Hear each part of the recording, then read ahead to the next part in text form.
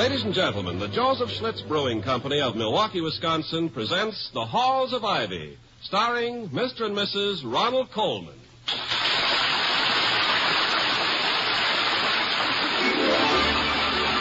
I was curious. I tasted it. Now I know why Schlitz is the beer that made Milwaukee famous. If you like good beer, you'll find it pays to be curious and learn about Schlitz for yourself. And now, The Halls of Ivy. In all the halls of ivy that surround us here today, and we will not forget though we be far, far away. Welcome again to Ivy. Ivy College, that is, in the town of Ivy, USA. Dr. Hall, William Todhunter Hall, the president of Ivy, has problems shared by Mrs. Hall, the former Victoria Cromwell of the London stage. Problems not entirely curricular. Their immediate worry concerns the sudden and so far undiagnosed illness of a last night's dinner guest, Mr. Clarence Wellman, who's now recovering, everybody hopes, from an outrageously swollen nose in the extra bedroom. Toddy, may I tell you something? Of course, my dear. What is it? You are the only man I know who can pace back and forth while sitting motionless in a chair. Well, I'm worried, Victoria. Seeing the nose of the chairman of the Board of Governors turn a violent crimson immediately after he has dined as a guest in one's house is a privilege granted few college presidents. I say privilege in the sense that seeing the Grand Canyon at sunset is a privilege. Do you think Penny did something to his gluten bread? There's nothing you can do to gluten bread. You either eat it or throw it away. So. But Mr. Wellman's illness distresses me. He and I have clashed over policy ever since his election to the board, and he's almost certain now, consciously or unconsciously, to lay both his nose and his stomach squarely at my door. Well, really? Well, you know what I mean. Do you suppose he'll recover in time to participate in the Charter Day ceremony? I doubt it. He'd never have stayed here all night unless he really felt awful, and his nose looked it. Couldn't you postpone it for a while? Postpone the Charter Day ceremony? Yes. Why must it begin precisely at 10 o'clock? Well, for the same reason that the guards at Buckingham Palace wear those towering bearskins instead of our freshman beanies. It's traditional.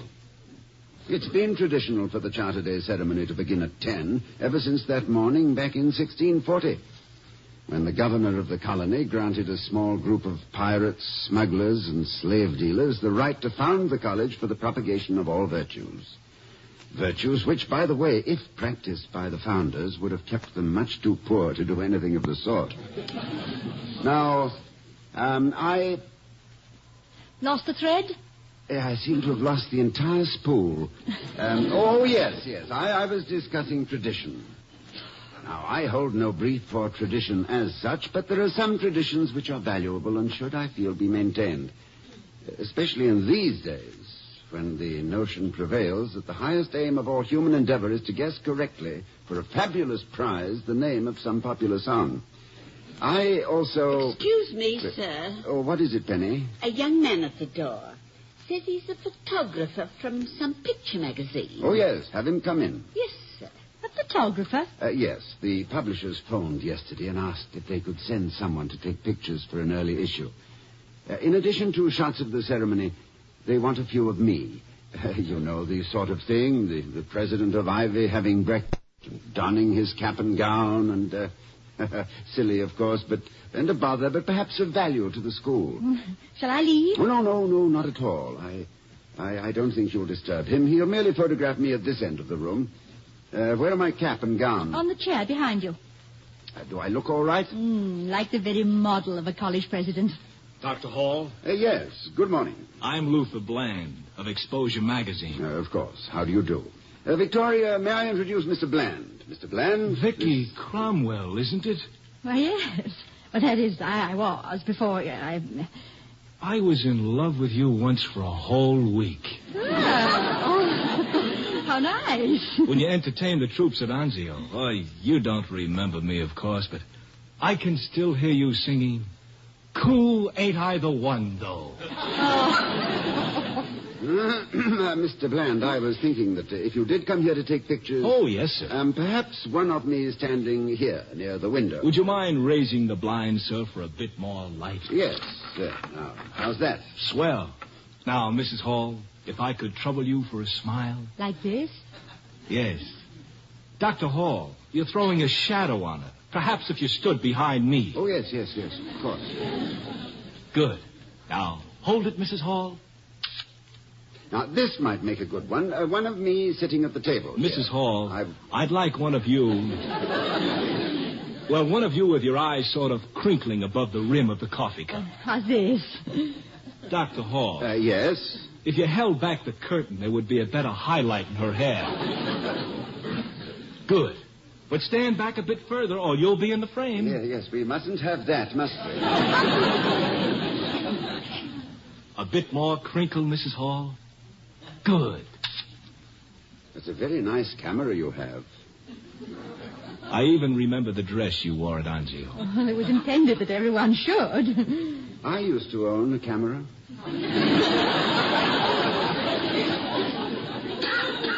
We remembered you all right, Mrs. Hall. The dress and everything in it.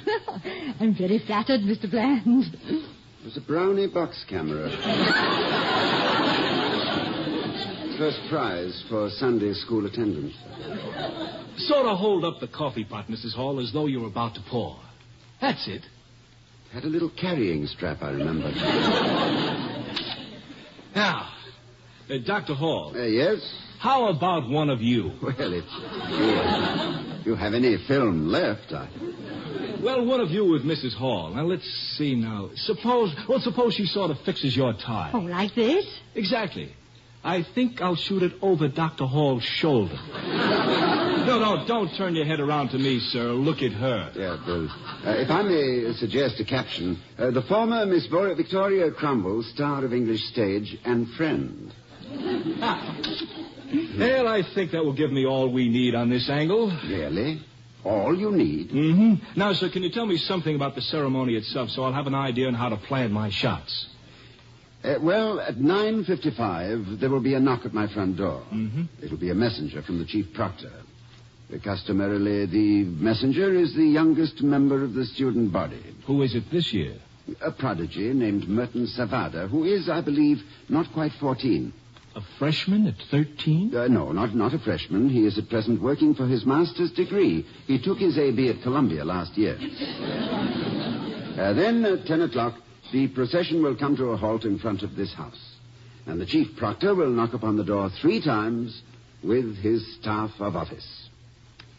Your readers may be interested in a picture of that staff, because picture magazines do have readers, don't they?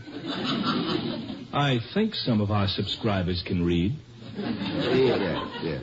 Well, the proctor's staff was fashioned from the limb of a walnut tree. Mm-hmm. Sent as a gift by the University of Paris and brought to this country by Benjamin Franklin. At the knock, I open the door and, accompanied by the chairman of the board, stand on the front steps. At our appearance, a tenor soloist sings Gaudium Exiguitur a cappella. It's very, very impressive, Mr. Bland. I get a lump in my throat every time I see it. Well, then the chairman of the board takes his place at the head of the procession and leads it to the chapel. I follow. Once there, several hymns, a few speeches, the reading of the charter, and it's all over. Well, it sounds most interesting, Doctor. Thanks very much for your help, sir. I'll be going over to the North Gate now. Yes, I hope I didn't spoil any of your pictures by getting my shadow into them. I don't think so. I was pretty careful. Goodbye, Mrs. Hall. Wonderful to have seen you again. Well, thank you very much. Right. Goodbye. Goodbye. Oh, what a nice young man. How well you describe the charter today, Toddy. There's so many things that puzzle me about these school ceremonies. You always manage to make them so clear. Well, thank you, but what sort of things, Vicky? Well, for instance, why is it that ceremony where you award the diplomas called commencement when it always comes at the end of the school year? That's a very good question. I thought so. Well, commencement, as everyone knows. You know, Vicky, I have a theory about Mr. Wellman's nose. I suspect that it's the result of simple, ordinary stage fright. Stage fright? Yes. I think that he is so terrified at making his speech at the Charter Day ceremonies that his subconscious mind has come rushing to his aid with a geranium effect on his nose. He wants to be excused from speaking and doesn't even realize it. Well, I certainly know a lot of ways to treat stage fright. For example? Well, it's all a matter of psychology. Every actress is a practicing psychologist, you know, whether she knows it or not. Yes, but in Mr. Wellman's case... In Mr. Wellman's case, we must first make up our minds that we will simply ignore his nose. That's quite a hurdle, Victoria. It's a bit like asking a traveling architect to ignore the Taj Mahal. Nevertheless, dear, we must not concentrate on the very thing we're trying to relieve. In his case, his nose. Well, what do we concentrate on? If I may end a sentence with a preposition, and in my own home, I think I may. We must not refer to his nose. We must build up his confidence in himself with praise. We must say nice things to him. What can we say nice about Mr. Wellman? Can you give me a few minutes on that? Certainly, dear. Now, let me see. I have never seen him actually kick a dog.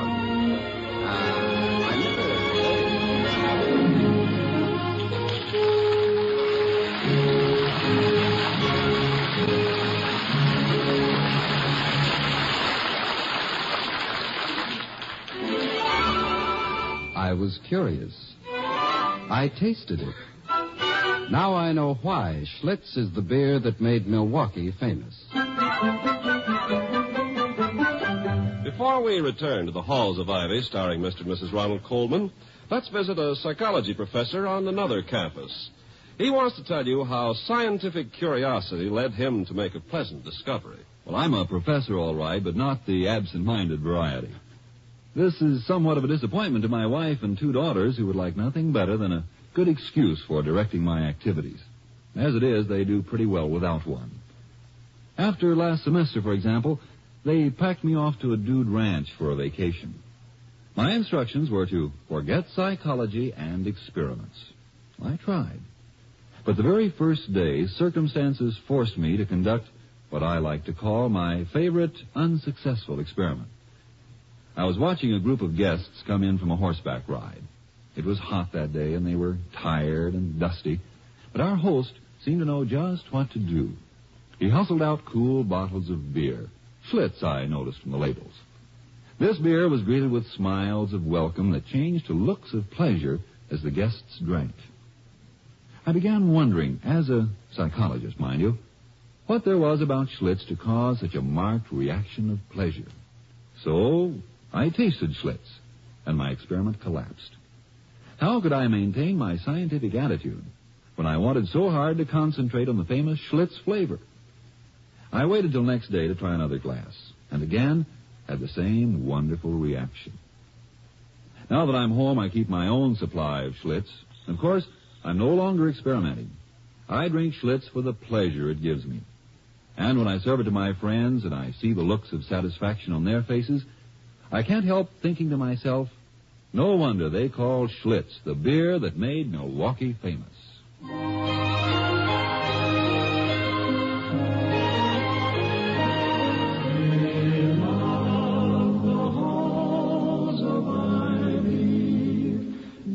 Surround us here today. Now that Dr. Hall has had a few minutes to think of some redeeming feature of Mr. Wellman's character and to remember not to concentrate on his nose, maybe he... No, too late. Here's the subject himself. Good morning, Mr. Wellman. Good morning, Mr. Wellman. Good morning to you both. Won't you sit down? Thank you. Is there something amiss with my necktie? You both keep staring at me. No. It's a very handsome necktie. I was admiring it. Thank you. My daughter gave it to me. I have always believed she has excellent taste. Oh, her good taste is quite obvious, Mr. Wellman. As plain, in fact, as the... As the shoes on your feet. Yeah, that's rather an odd simile. I do hope you're feeling better this morning. I'm still a bit queasy. Oh, that's too bad. I wonder if you'd care to try a rather old remedy many people I know have used with much success. I would be grateful for almost anything. Well, what did you have in mind, Victoria? Have we any shingle nails, William? Shingle nails? Shingle nails? Isn't that a rather ridiculous... Never mind. Let it go. I knew you'd think it was ridiculous, Mr. Wellman. No, Mrs. Hall, I'm sorry. Tell me, I don't care if this idea was suggested by a Hindu voodoo man. You were saying something about shingle nails. How do I eat them? No, you don't eat them, Mr. Wellman. You place the point of the nail against your left thumb, put the head of the nail against your right thumb, and think about something else for 5 minutes. Will you go get a shingle nail, William? Well, don't just stand there, Dr. Hall. Get her a shingle nail. A shingle nail. Yes. I'll see if I can find one. Thank you, dear. Now, please sit down, Mr. Wellman. Thank you. No, I'm too restless, Mrs. Hall. This shingle nail thing. I've often wondered just how much scientific basis there was for some of our odd superstitions. Perhaps this shingle nail business has some magnetic property that, now steel now, and electric, negative, and positive, and all that. Yeah, well, I wouldn't be a bit surprised. I'm sorry, Vicky, but I couldn't find a shingle nail. But here's a horseshoe nail. Will that do? Wonderful, William. Simply wonderful. It really takes a horseshoe nail. I had no idea there was one in the house. But I think a shingle nail is a good thing to have in reserve, just in case. Take another look, will you please? Yes, I'll be very glad to. That's a dear. I think I know exactly what you want. Yeah. Well, let me take the nail, Mrs. Hall. How do I hold it? Like this? No. The point against the left thumb. The point That's against it. Now the head against the right thumb. Yeah. Now just hold it. We just talk. Get your mind off it. What shall we talk about? Oh, the weather, television, stock market, your speech. That's it. Your speech. What did you plan to say at the Charter Day ceremony, Mr. Wellman? Well, I open by saying, ladies and gentlemen. That's very good, very good. It is? Of course it is. Because after all, the people you're talking to are ladies and gentlemen. Now, keep the point of the nail against your left thumb. Oh, yes. It struck me as being a rather good way to start. Oh, yes, it is. Now, keep the head against the right thumb. See, that's it. Now, then what do you say? And then I say, we are gathered here today. Ah, that's nice. Uh-huh. You like that, Mrs. Hall? Yes, I do, Mr. Wellman. After all, it is today. And they will be gathered there. It has something of the truth and simplicity of the Gettysburg Address. And then how does your speech go, Mr. Wellman? And then I say, we are gathered here today to honor the men and women who, by their noble deeds and humanitarian...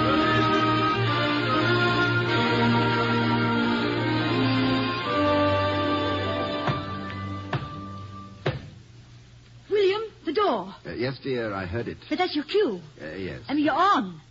Vicky, I may be on, but I'd prefer to have the reminder couched in slightly more formal terms. This is an occasion of some importance. May I go with you? Of course. Well, I'll just stand here off stage and watch. Oh, it's funny, I thought... Good morning, sir. Oh, there you are, down there. Good morning, sir. Good morning, Master Scholar. It is my pleasure, sir, as well as my duty to inform you that I bear a message from the chief proctor. What is the message, Master Scholar? Sir, the faculty and the students escorting the charter bearing the seal of the colony are approaching. Thank you, Master Scholar, and good morning. Good morning to you, sir. Now, shouldn't you be getting ready? Well, the procession will take a little time to get here, but I should get started. Let me help you on with your robe, Toddy. Now, there. That's it. Oh, you do look pretty. Thank you, my dear. Where is Mr. Wellman? Has your medicine cured him? I think so. He told me so himself. Oh, he wouldn't miss the boat. Not that I'm against boat missing. In fact, darling, I like people who miss boats. Well, if that's a personal reference, my dear, missing a boat was the most intelligent thing I ever did.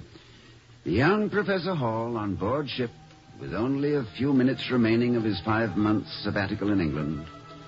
His last few dollars invested in a passage from Southampton back home to New York. and his emotions invested in a beautiful actress whom he would probably never see again.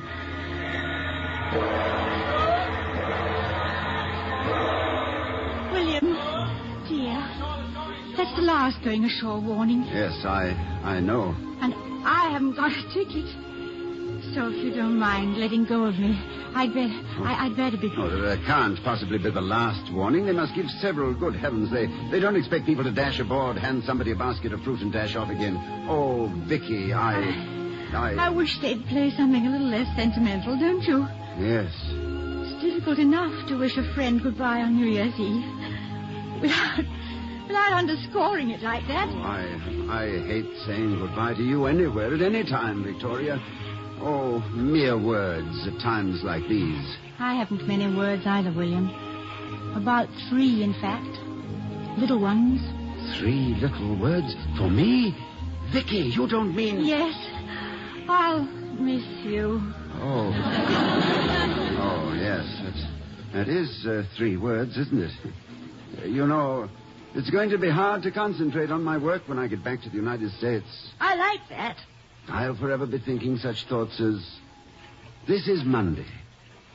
It was on a Monday that Victoria and I drove to Stratford to see Shakespeare's home. Stop for buns at Banbury Cross on the way. Then on Tuesday, it was a Tuesday that Victoria and I visited Madame Tussaud's waxworks. Yeah, and you tried to tip the wax doorman. Yes.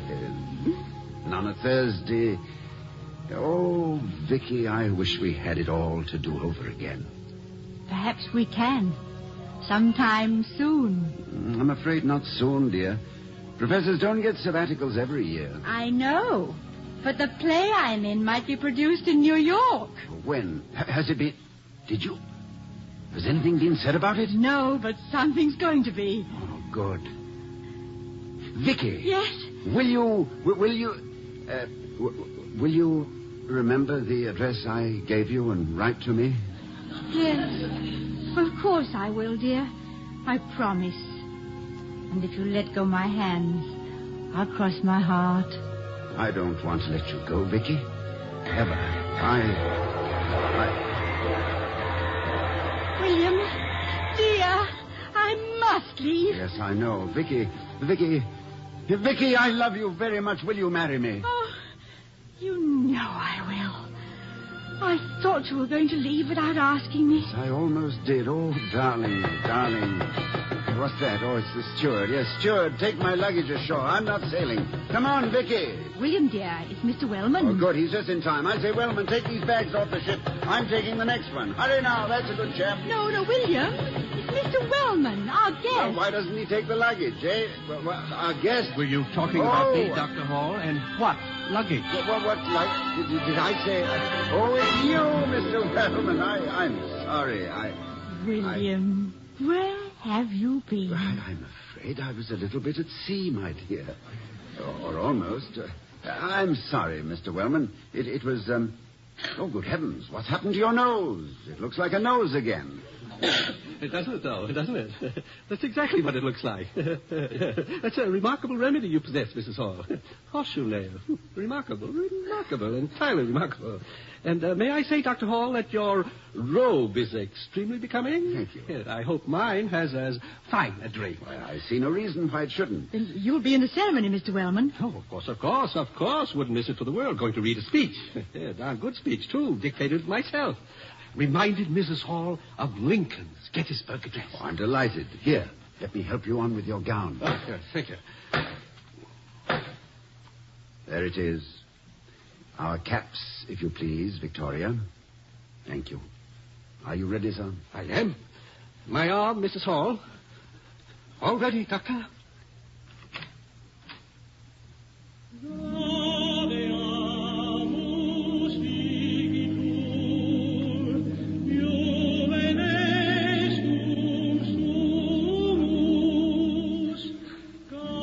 What are you thinking, Toddy?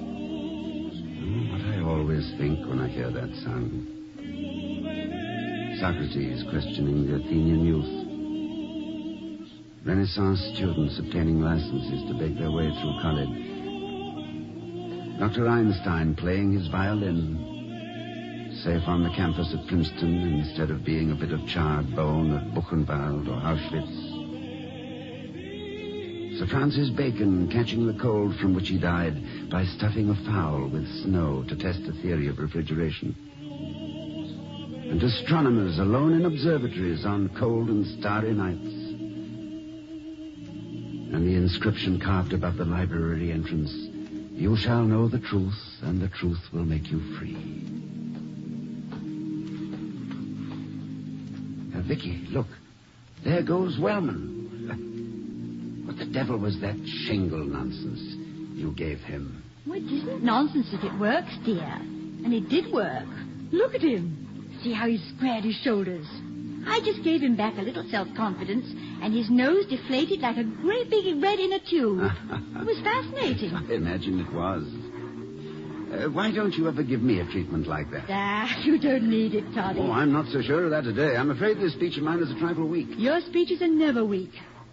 How does it go? Well, I begin by saying, honored visitors, governors, gentlemen of the faculty, and students. Splendid. You think so? Yes, perfect. How does it go from there? Well, then I say, having but recently been reappointed as president of Ivy College... Oh, William, that's wonderful, because you were just recently appointed. Go on. It is my considered opinion that in the ensuing semester, the plans which we have formed... maybe this speech is better than I thought. Mm-hmm. Anyway, after that, I say... Yes, dear? You can even do it without a nail, can't you?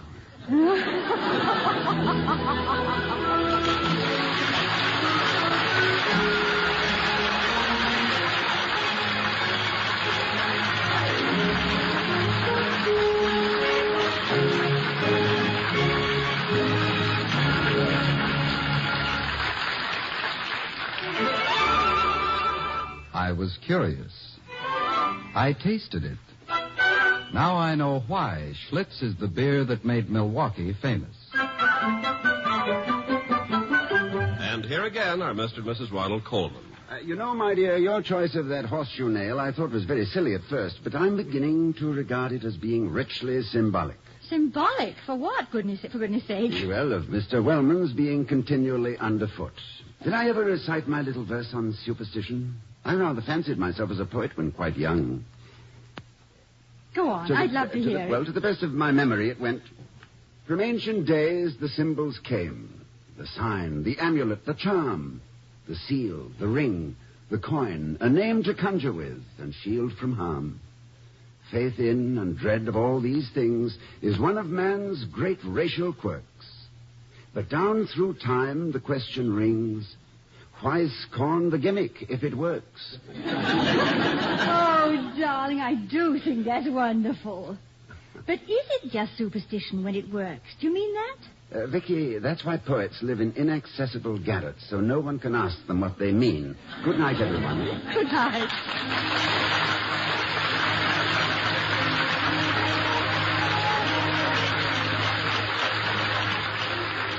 We'll be seeing you next week at this time at the Halls of Ivy, starring Mr. and Mrs. Ronald Colman. The other players were Herbert Butterfield, Gloria Gordon, Peter Leeds, and Henry Blair. Tonight's script was written by Walter Brown Newman and Don Quinn.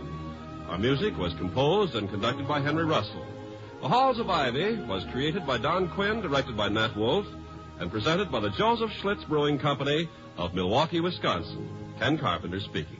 Oh, we love the halls of ivy that surround us here today, and we will not forget though we be far, far away.